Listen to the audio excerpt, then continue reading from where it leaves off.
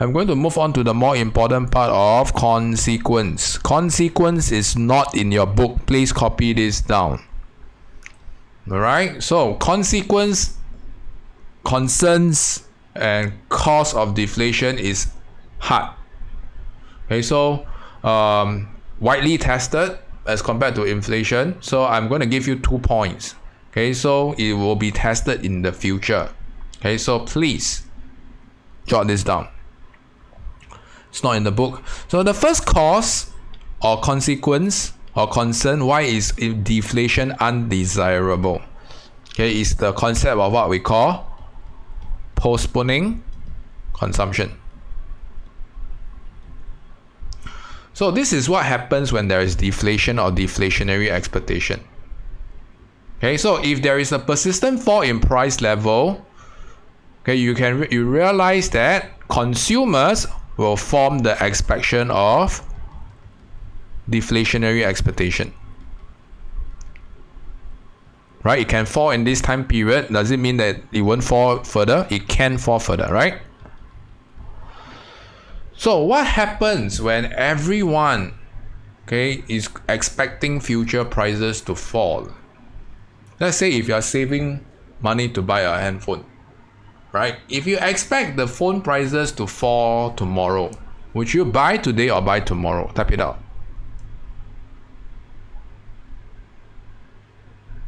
You'll buy tomorrow, right? So if everyone buys tomorrow, okay, this is what we call postponing consumption.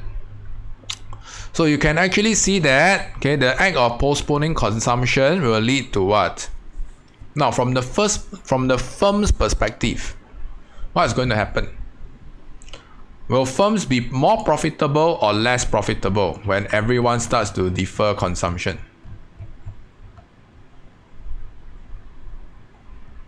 Less. So we can see this loop. Okay, when there's deflationary expectation, there will be a fall in consumption in anticipation of future fall in prices. Future price falling. And this will lead to firms being less profitable. And what happens when firms are less profitable? Do they increase in investment expenditure or do they cut back on investment expenditure? If you are a phone manufacturer, okay, would you invest in capital stocks, okay, to produce more phones or less phones?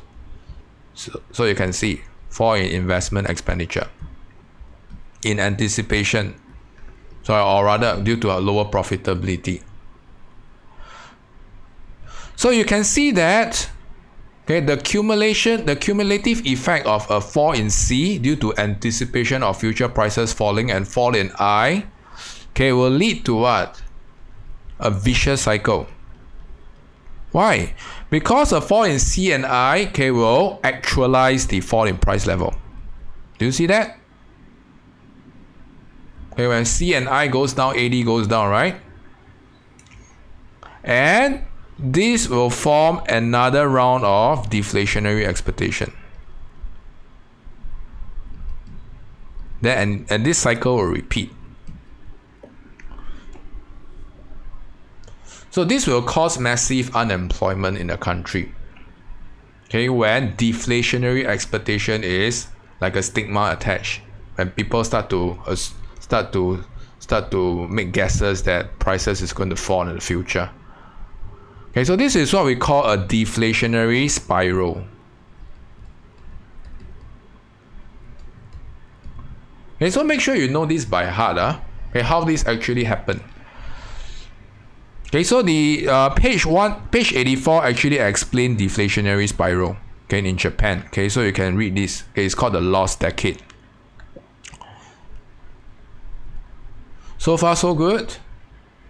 Okay, I'm going to move on to the second one. Okay, the second one is what we call real debt burden.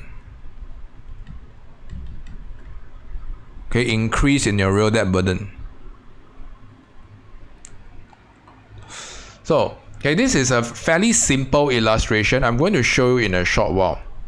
Okay, so the concept of debt burden requires you to understand that, okay, firms and consumers borrow, okay, from banks. That's why there is the concept of debt. When you borrow, you incur debt. Agreed? So, under what circumstance do you borrow? For a consumer, probably when you buy a house or you buy a car, right? Big ticket items. So now you can actually see that in the event of a deflation, let's say, Erica, if you buy a house, okay, what is going to happen to the value of the house, okay, when there's deflation? Is it going to go up or go down? Okay, value of your house is going to depreciate. Now, you remember you took a loan from the bank, right? Okay, is the amount of loan owing to the bank the same, or is it going to depreciate as well? Do the bankers give you discount, okay, when they see that there is, oh, your value of your asset goes down, value of your house goes down? No discount. Okay, so good. Okay, so you're still going to incur a fixed repayment every month to the bank. So in essence, okay, when your asset value goes down and you're incurring the same level of debt, okay, you are going to increase in your real debt burden. Agreed?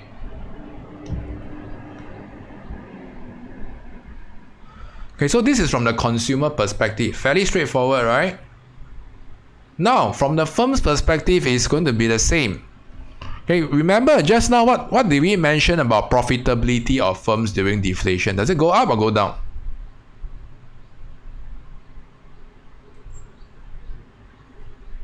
It goes down, right? And similarly, okay, do you think that the bankers is going to give you on the discount on the previous loan that you borrowed with a fall in profitability? You know that bankers are your fair weather friend, right? Have you heard of the concept of fair weather friend? What is a fair weather friend? Okay, so okay, since we are here, okay, I'll quickly share the story of a fair weather friend. Previously, okay, I was pursuing the career of banking. I do know this concept very well. So fair weather friend means this. Okay, so a banker, I don't know whether you heard this story, okay, is likely to extend you an umbrella or a loan when it's sunny. Okay, but what happens when business starts to get tricky or when it starts to rain? What does a fair weather friend do to the umbrella? Do they lend you a bigger umbrella or do they take back your umbrella? Yes, okay, so this is what we call fair weather friend. Okay, so steer clear away from fair weather friends. Yeah, I think you guys will actually experience that in your lifetime. So same, you can see that despite a fall in profitability, you're going to owe the same amount, fixed repayment. Okay, and therefore you're going to incur a higher debt burden on a real basis. So the whole idea about higher real debt burden is this will suppress future C&I because you're going to incur more in terms of real to pay off your debt. It's going to suppress future C&I. Okay? So know these two by heart. These two are the more common ones. Okay, of course, there are other interpretations, but I'll pick the easier ones for you guys to note. Alright, I am going to move on to the last part about policies. So